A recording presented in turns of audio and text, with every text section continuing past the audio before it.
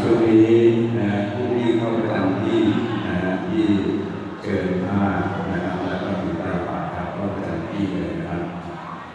เชิญครับ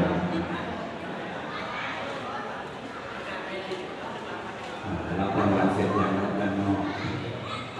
ครับต่อไปก็จะเป็นห้องผ้าไทยของสุขุมนะครับครับต้องขอบคุณผู้ร่วมเกียรติที่เคารพทุกท่านที่ร่วมชมจากการแสดงโขน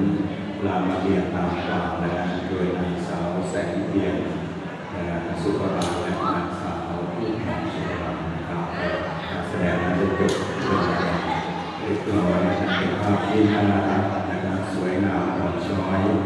ครับซึ่งต่อไปครับจะเป็นการมอบผ้าไทยลำสุขุมนะครับซึ่งแต่แรกเป็นใบเปิดครับก็ผมขอเรียนเชิญนายสุวัฒน์บุญลาภรองนายกเทศมนตรีตำบลบางยาวครับทอดผ้าไทยลำสุขุมเป็นใบเปิดผมขอเรียนเชิญด้วยความเคารพครับ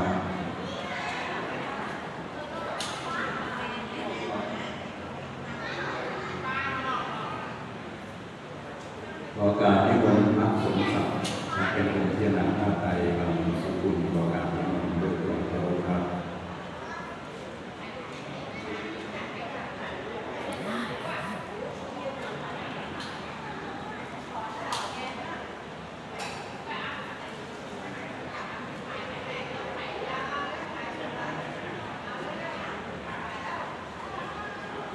เรียนเชิญทุกท่านได้เข้ามาเลยนะครับ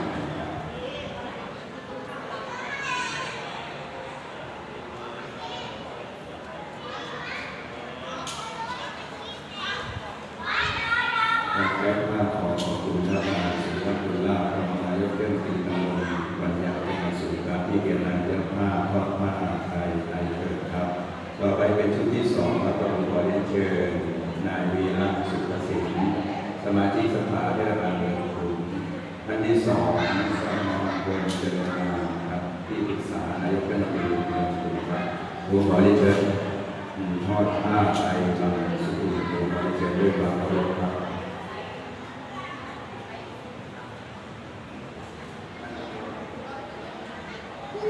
ครับท่านอำเภอเจริญครับ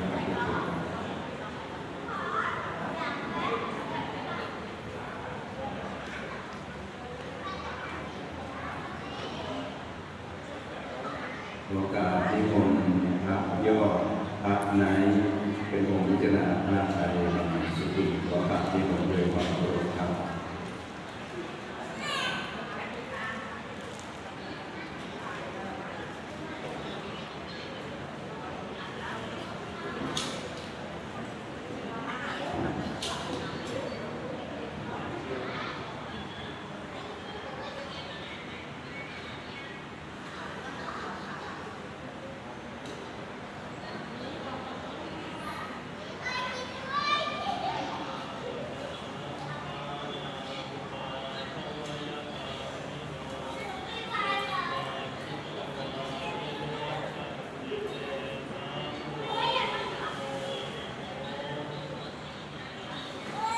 ด้านหน้า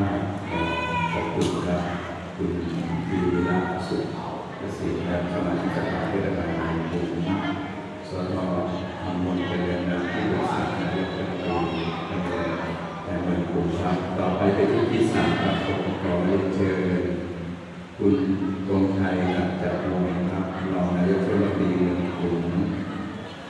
สททีชีศรีหัสครับสมาชิกสภาเทศบาลเมืองกรุงครับก็ผมขอเชิญทั้งสองท่านทอดผ้าไตรสุขุมผมขอเชิญด้วยความเคารพครับขอการนิมนต์นักนายนักเพลงเป็นองค์พิจารณาผ้าไตรสุขุมขอการนิมนต์ด้วยความเคารพครับ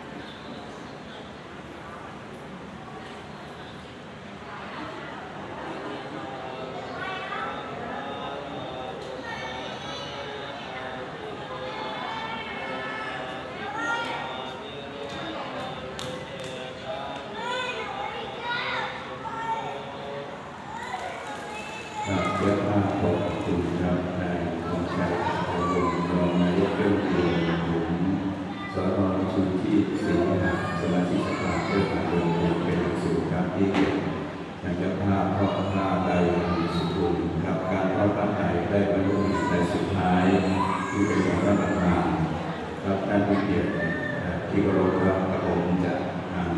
ประวัติของคุณแม่โดยสังเกตคุณแม่อุทัยวงศ์สิงห์นะครับเป็นชาวอำเภอขุน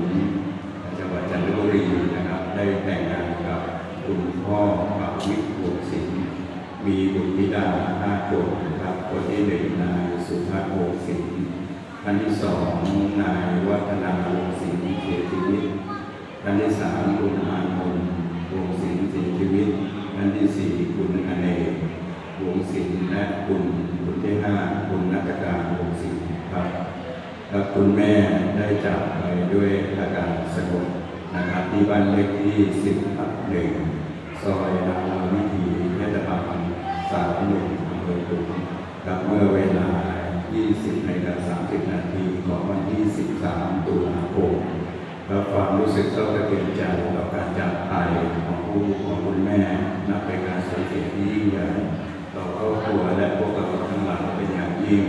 ท่านจากไปโดยไม่มีวันกลับตามธรรมชาติของสังขารของมนุษย์ทั้งหลาย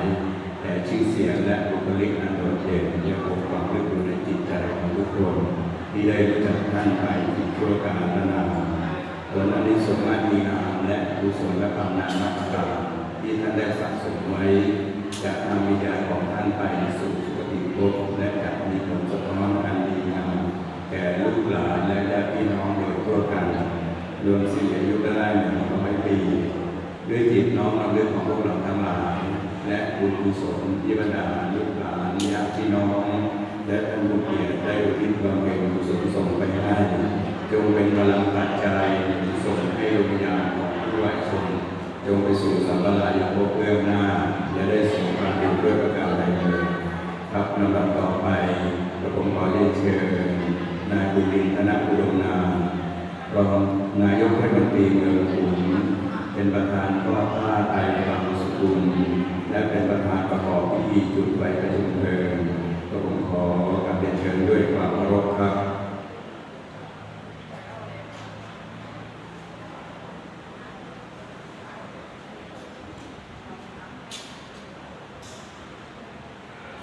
ขอกราบนิมนต์พระวิหารอุชุกาโล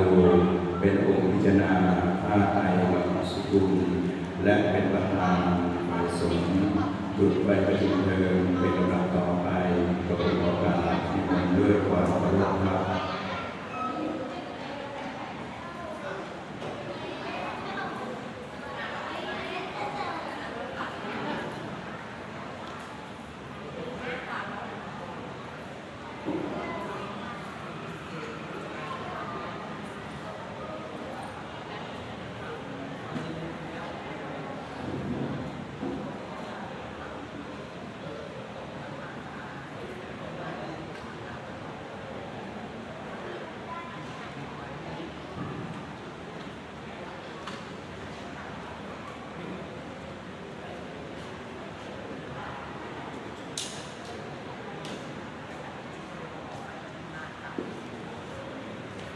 ครับซึ่งขณะนี้ท่านประธานประกอบพิธีจุดไฟประชุมเพลิงขอเรียนเชิญทุกท่านได้ยืนเกียรติท่านประธานและยืนไว้อาลัยแสงไว้แห่งดวงตาของแม่ครับแม่ลาจากไปไม่คืนวันเราอยู่หลังน้ำตาทั้งปวงญาติบวชโศกาด้วยอาลัยแต่ความดีของแม่นี้ยังมีเราทุกผู้อย่างเราไม่มีอาลัยจวบสิ้นครบจบแสนใดเกิดชาติไหนขอเป็นลูกแม่แสนดีครับเจ้าภาพขอขอบคุณนะครับท่านนายกบุรินทร์ธนอุดมนามนายกเทศมนตรีเมืองขุนเป็นอย่างสูงครับที่เกียรติพร้อมทั้งคณะที่ได้เกียรติเป็นประธานวัดผ้าไทยบางสกุลและเป็นประธานกลุ่มไปกลุ่มตลาดต่อไปกระผมขอเรียนเชิญผู้เกียรติทุกท่านได้วางดอกไม้จันทร์ตามลำดับเรียนเชิญลูกหลานญาติพี่น้องได้กล่าวขอบคุณและที่เกียรติด้านหน้านะครับประธานเจ้าหน้าขอบคุณทุกท่านนะครับวันนี้มีการเดินทางคุณแม่อุทัยได้เดินทางมาถึงอย่างสถานีสุดท้ายก็คือความตายแล้วก็ตามและจากความตายก็จะต้องเดิน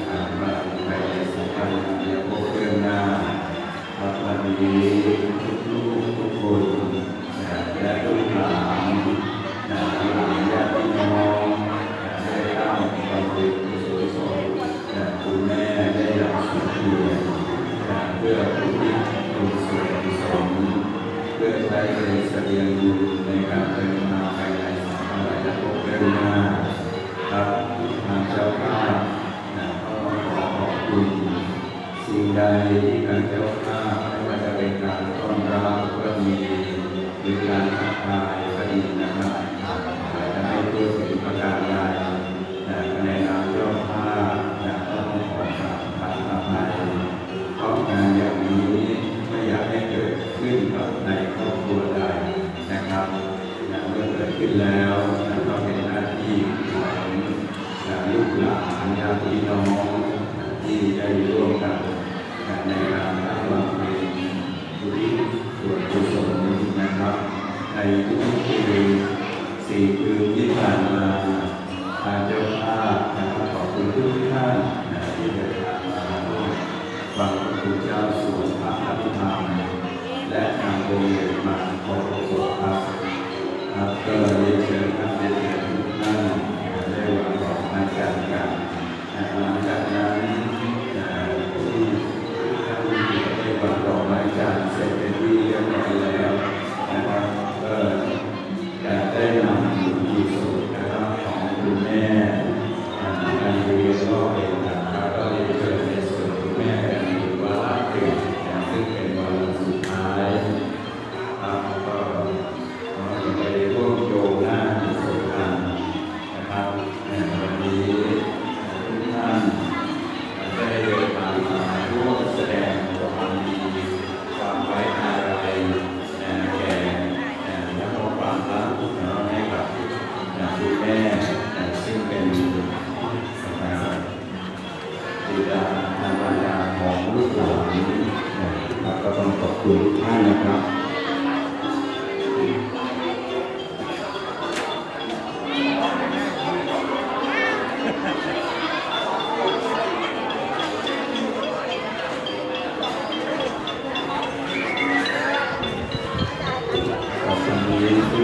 เจ้าภาพก็มีสิ่งเล็กๆน้อยๆนะครับเป็นของชำร่วยที่แสดงถึงความมีน้ำใจของทุกท่านนะครับที่ได้เดินทางมาร่วมงานประชุมในวันนี้นะครับก็ต้องขอบคุณทุกท่านสำหรับช่วงนี้นะครับก็ท่านใดที่ยังไม่ได้วางดอกไม้จันทร์ก็เรียนเชิญนะครับหลังจากที่ท่านที่ได้เกียรติได้วางดอกไม้จันทร์เสร็จเป็นที่เรียบร้อยลำดับต่อไปก็เป็นหน้าที่ของลูกหลานที่จะวางดอกไม้จันทร์เป็นลำดับต่อไปนะครับแล้วก็หลังจากนั้นทางเจ้าภาพเขาก็จัดผู้ที่จะถือรูปหรือตะเกียงหรือทูปจำนวน3 ท่านด้วยกันครับสำหรับงานทอดกฐินของวัดปัญญาราชนะครับหลังจากออกพรรษาแล้วในวันที่ 18 พฤศจิกายนนะครับเป็นวันทอดกฐินของวัดปัญญาราชโดยมีคุณแม่กาหญิงเฉลิมพงศ์นะครับเป็นประธานอุปถัมภ์ในการทอดกฐินสามัคคีของวัดปัญญาราชในปีนี้นะครับหลังจากที่ออกพรรษานะฮะวันที่ 29เป็นวันออกพรรษานะครับก็เรียนเชิญตักบาตรข้าวสารอาหารแห้งที่วัดวันยาวนะครับและในวันที่ 10 พฤศจิกายนก็มีพิธีเทศมหาชาติของวัดวันยาวราชนะครับก็มาร่วมบุญกันแล้วก็ขณะนี้วัดวันยาวราชก็กำลังปรับปรุงศาลาที่เมรุหลังเก่านะครับก็ท่านใดที่จะร่วมบุญก็ได้ที่พระครูวินิจติญานุการรองเจ้าคณะอำเภอเขตเจ้าวาดวัดวันยาวราชนะครับก็ช่วงนี้ก็เรียนเชิญนะครับท่านใดที่ยังไม่ได้วางดอกไม้จันทร์นะจุดนี้จุดดังอาราหังจุดติดนะครับก็ขอบคุณครับขอบคุณทุกหน่วยงานเลยนะไม่ว่าจะเป็นเทศบาลนะครับเทศบาลหรือว่าอบต.โรงเรียนนะครับแล้วก็หน่วยงานต่างๆเนาะรวมทั้งเจ้าหน้าที่ทุกส่วนผู้สูงอายุอสม.นะ นะครับพี่น้องชาวอำเภอขลุงที่เดินทางมาร่วมงานกันนะครับก็ต้องขอบคุณแทนเจ้าภาพคุณแม่นั้นถือว่าท่านมีอายุถึง100 ปีนะครับก็ขอให้ทุกคนนั้นได้มีสุขภาพเหมือนคุณแม่นะครับครับช่วงนี้เรียนเชิญลูกหลานเข้าไปวางดอกไม้จันทร์นะฮะเป็นลำดับต่อไปนะครับโอ้โหผมไม่ขายเหรอเอาลูกหลานมาดอกไม้เลยครับลูกหลานมาวางดอกไม้นะครับเก็บไว้ให้ลุงต่อวางดอกไม้เลยครับก็ช่วงนี้ลูกหลานไปวางดอกไม้กันนะครับวางดอกไม้กันขณะนี้เจ้าหน้าที่ก็ร่วมกันนะครับในการจัดสถานที่เพื่อเตรียมที่จะใส่รองเท้าเข้ามาได้เลยนะครับใส่รองเท้าเข้ามาได้เลยนะครับวางดอกไม้จันทร์กันนะครับไปหยิบเองนะฮะหยิบเองหรือยกขาใกล้ๆเนาะสำหรับลูกหลานเนาะ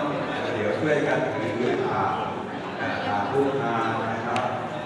ช่วยกันถือขาลูกหลานแล้วก็จัดไว้3 คนเพื่อถือรูปตะเกียงคู่นะครับจัดไว้3 คนวันนี้ลูกหลานทุกคนเนาะได้ร่วมกันในการทำความดีให้กับคุณย่าคุณยายหรือว่าคุณพ่อคุณแม่ของลูกๆได้อย่างสมเกียรตินะครับ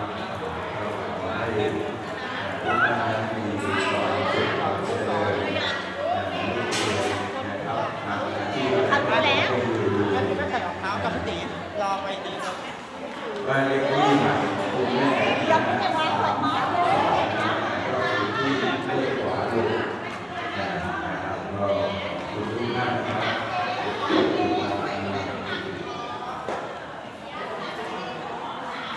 รับใส่รองเท้าเลยนะทุกท่านเราช่วยกันนะครับในการยกหรือว่าเจ้าหน้าที่ช่วยกันเลยนะครับที่ช่วยสมัครก็เขาทำหน้าที่ครับก็ต้องขอบคุณทุกท่านนะครับที่ได้ร่วมด้วยช่วยงานบำเพ็ญกุศลศพคุณแม่คุณไทยวงศ์ศิลป์ซึ่งเป็นวาระสุดท้ายของคุณแม่นะเดี๋ยวเราไปส่งท่านชื่อสู่สวรรค์กัน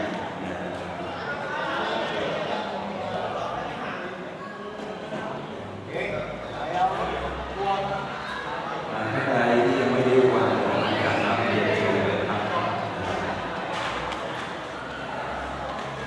วันนี้การประชุมเพลิงคุณแม่คุณไทยวงศ์ศิลป์นะครับที่ทำศาสนาและการมอบผ้าเสร็จเป็นที่เรียบร้อยแต่ว่าเราก็จะต่อไปก็จะทำการเพื่อกุศลคุณแม่นะครับไปรอบเรียนวันเดียวกันช่วงนี้เจ้าหน้าที่ก็ต้องช่วยกันนะครับได้สัญญาณออกมาเป็นทางการในพื้นที่ตอนนี้ครับเชิญทุกท่านนะครับสวัสดีครับ